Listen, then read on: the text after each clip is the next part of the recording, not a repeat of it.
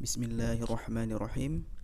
Assalamualaikum warahmatullahi wabarakatuh. Alhamdulillahi rabbil alamin. Wabihi nasta'in ala umuri dunya waddin. Wassalatu wassalamu ala sayyidina Muhammadin wa ala alihi wa ashabihi ajma'in. Amma ba'du. Yang saya hormati Ibu Ermainingsih selaku dosen pengampu mata kuliah ilmu Ma'anil Hadis, dan yang saya banggakan seluruh viewer dan penonton yang menonton video saya. Sebelumnya saya ingin memperkenalkan diri saya terlebih dahulu.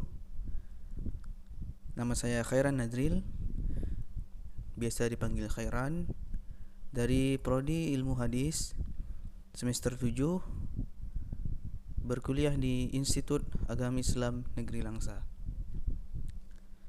Tujuan saya membuat video ini ialah tidak lain dan tidak bukan untuk memenuhi tugas ujian akhir semester yang mata kuliahnya ilmu Ma'anil Hadis. Baiklah, di sini saya akan membahas hadis, sebuah hadis Rasulullah yang bertemakan Rasulullah melarang kita untuk membujang ataupun tidak menikah, dan Rasulullah menganjurkan untuk memperbanyak keturunan, yang mana hadisnya berbunyi, An Anas bin Malik radhiyallahu anhu qala kana Rasulullah sallallahu alaihi wasallam ya'muru bil ba'ati wa yanha 'anit tabtuli nahyan shadidan wa yaqulu tazawwajul alwadu dal waladu inni mukathiru bikumul ansiya anbiya yaumal qiyamati. Rawahu Ahmad. Yang dimana artinya adalah dari Anas bin Malik radhiyallahu anhu, Rasulullah sallallahu alaihi wasallam bersabda, memerintahkan kami berkeluarga dan sangat melarang kami membujang. Itu Rasulullah memerintahkan sahabatnya untuk berkeluarga dan jangan membujang. Beliau bersabda,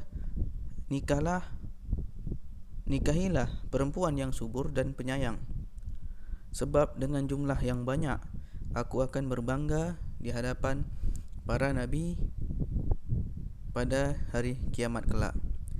Hadis riwayat Ahmad dan disahihkan oleh Ibnu Hibban. Kemudian saya di sini menggunakan takhris hadis dengan takhris sanad, takhris sederhananya dengan takhris sanad. Yang pertama, adapun Anas bin Malik itu sendiri, statusnya beliau ini adalah sahabat Nabi. Kualitasnya adil, semua sahabat dianggap adil. Wafatnya tahun 93 Hijriah. Penilaian ulamanya adalah thiqah. Yang kedua, Qatadah bin Di'amah, statusnya tabi'in, kualitasnya thiqah, hafiz. Beliau wafat pada tahun 117 Hijriah. Penilaian ulama adalah thiqah. Yang ketiga, Mu'ammar bin Rashid, statusnya tabi'in, kualitasnya thiqah, sabit, wafatnya tahun 154 Hijriah. Penilaian ulamanya Ibnu Hajar menilai thiqah. Dan yang keempat, Abdul Hamid bin Bahram, statusnya tabi'in, kualitasnya thiqah, dan penilaian ulamanya adalah thiqah. Adapun sebagai referensi dari hadis ini, info kitabnya berasal dari Sunan Abu Daud, yang dimana kitab itu sendiri memiliki lebih kurang 7 jilid. Kitab ini penulisnya yaitu Abu Daud Sulaiman bin Al-Ash'atashi Al-Thijani 202 sampai 275 Hijriah. Dan kitab ini diterbitkan di Dar Al-Risalah Al-Alamah Damaskus. Tahun kitab ini diterbitkan yaitu 1430 Hijriah atau 2009 Masehi. Dan editor kitab ini sendiri ialah Syu'aib Al-Arnaud dan Muhammad Kamil. Jilid kitab ini berjumlah 7 jilid, yang dimana hadis tentang menikah dan memperbanyak keturunan tadi yang telah saya bacakan terdapat pada jilid 3. Semuanya kitab ini ada 7 jilid, dan hadis tentang memperbanyak keturunan tadi ada di jilid 3. Kemudian tempat terbitnya yaitu Damaskus.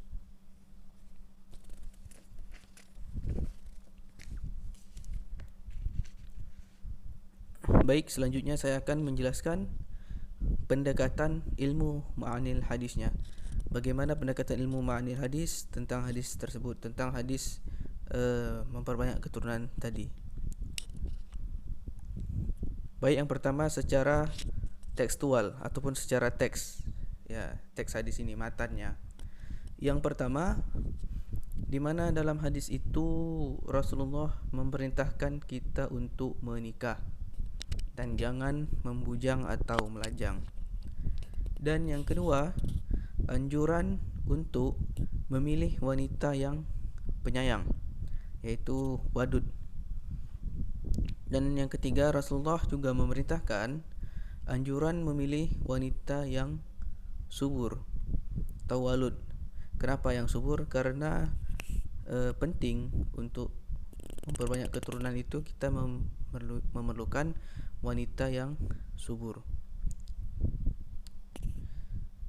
Dan yang ketiga, tidak lain dan tidak bukan, ini adalah tujuan pertama untuk menikah dengan tekstual yang hadis tersebut.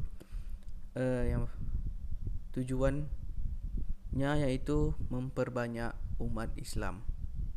Mengapa demikian? Karena di hadis tadi sudah dijelaskan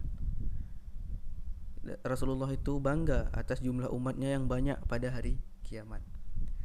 Dan maka salah satu tujuan utama Rasulullah menyuruh kita untuk menikah yaitu memperbanyak umat, terutama umat Islam.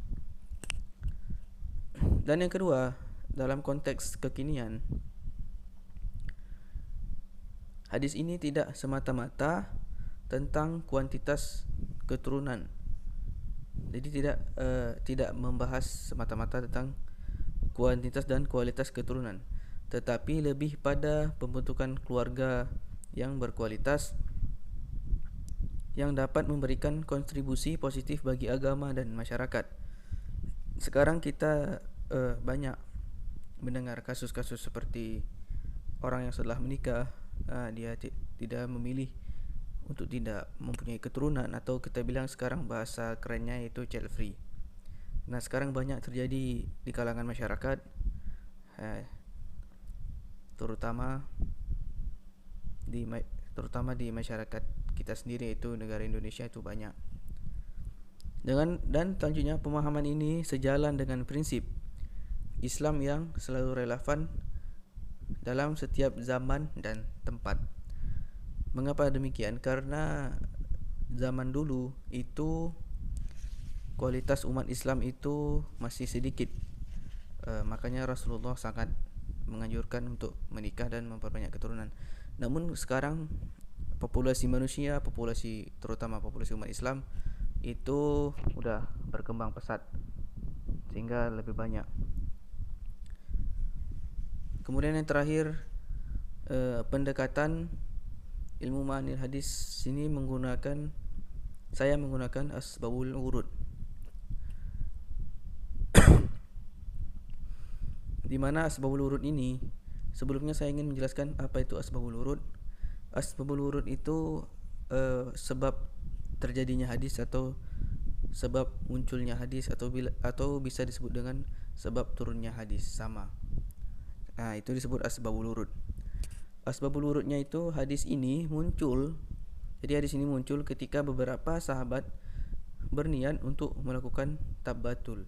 Tabatul itu memujang, seperti yang saya katakan tadi, memujang atau tidak menikah, memilih tidak untuk menikah. Kemudian ada 3 sahabat Rasulullah. Jadi 3 sahabat ini menanyakan tentang gimana ibadah Rasulullah saat beliau telah membentuk rumah tangga.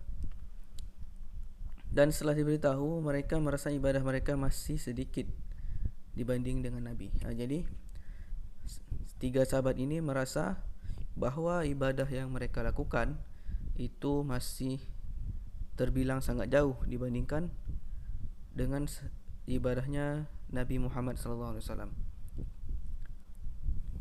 Kemudian salah seorang dari mereka berkata, akan puasa setiap hari tanpa berbuka. Yang ketiga berkata, akan solat sepanjang malam tanpa tidur. Nah, di sini dengan 3 sahabat ini memilih untuk tidak menikah, yaitu mereka menggantikannya dengan puasa setiap hari tanpa berbuka dan solat sepanjang malam tanpa tidur. Dan akan menjauhi seluruh wanita dan tidak akan menikah. Jadi dia tidak ingin mendekati wanita, tidak ingin mengenal wanita, dan tidak akan menikah. Kemudian terakhir asbabul wurudnya ialah ketika hal ini sampai kepada Nabi SAW, beliau kemudian menyampaikan hadis ini. Nah, jadi setelah Rasulullah itu mendengar ketiga sahabat ini alasan mereka untuk memujang, dan sampailah semua alasannya ini ke Rasulullah SAW. Dan Rasulullah pada saat waktu yang bersamaan, Rasulullah mengeluarkan sebuah hadis, yang dimana hadisnya yang telah saya bacakan di awal tadi, yaitu tentang menganjurkan memperbanyak keturunan sunnah.